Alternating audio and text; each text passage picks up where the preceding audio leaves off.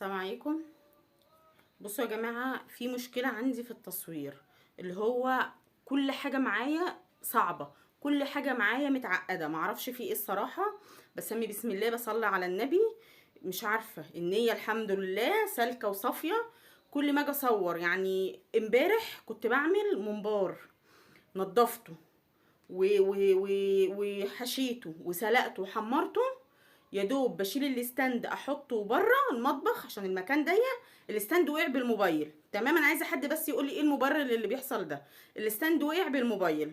جيت احمل الموبايل على اليوتيوب، الفيديو على اليوتيوب، لقيته صفار. يعني مثلا بدل ما يديني 12 دقيقه او 5 ثواني لقيته صفار. دي حاجه. دلوقتي لما قلت لكم من شويه انا هروق الصاله ومش عارفه ايه، روقت وشلت السجاده وشلت الشلت وشلت المفارش ونفضت وشغلت المكنسه وسيقت وتمام.